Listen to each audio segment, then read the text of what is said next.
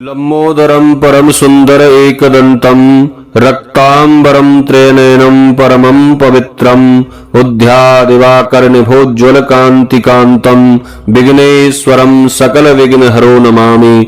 नमस्कार, स्वागत है आप सभी का हमारे YouTube चैनल में।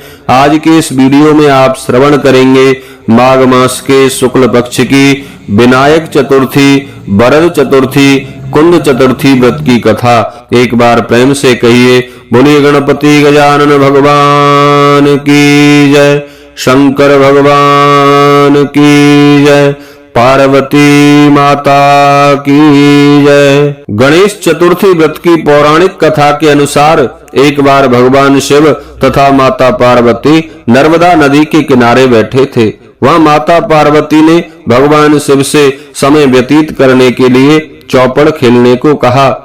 भगवान शिव चौपड़ खेलने के लिए तैयार हो गए, परंतु इस खेल में हार जीत का फैसला कौन करेगा, यह प्रश्न उनके समक्ष उठा।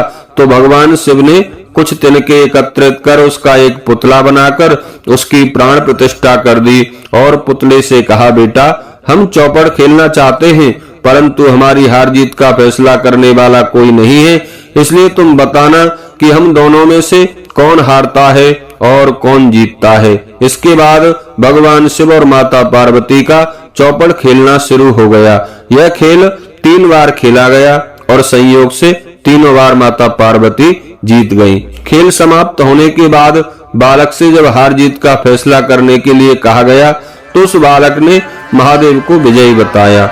यह सुनकर माता पार्वती क्रोधित हो गईं और क्रोध में उन्होंने बालक को लंगड़ा होने, कीचड़ में पड़ा रहने का श्राप दे दिया। बालक ने माता पार्वती से माफी मांगी और कहा कि हे माँ, यह सब मुझसे अज्ञानतावश हुआ है, मैंने किसी द्वेष भाव से ऐसा नहीं किया। बालक द्वारा क्षमा मांगने पर माता पार्वती ने कहा, यहाँ से गणेश पूजन के लिए नाग कन्याएं जाएंगी। उनके कहे अनुसार यदि तुम गणेश व्रत करोगे, ऐसा करने से तुम मुझे प्राप्त करोगे। यह कहकर माता पार्वती शिव भगवान के साथ कैलाश पर्वत पर चली गईं। 1 वर्ष बाद उस स्थान पर नाग कन्याएं आईं। तब नाग कन्याओं से श्री गणेश व्रत की विधि मालूम करने पर उस बालक ने 21 दिन तक लगातार गणेश जी का व्रत किया। उसकी श्रद्धा से गणेश जी प्रसन्न हुए। उन्होंने बालक को मनोवांछित फल मांगने के लिए कहा। इस पर उस बालक ने कहा, हे विनायक, मुझ में इतनी शक्ति दीजिए कि मैं अपने पैरों से चलकर अपने माता पिता के साथ कैलाश पर्वत पर पहुंच सकूं और वे यह देखकर प्रसन्न हों। तब बालक को वरदान देकर भगवान गणपति वहां से अंतर ध्यान हो गए। इसके बाद वह बालक कैलाश पर्वत पर पहुंच गया और कैलाश पर्वत पर पहुंचने की अपनी कथा उसने भगवान शिव को सुनाई।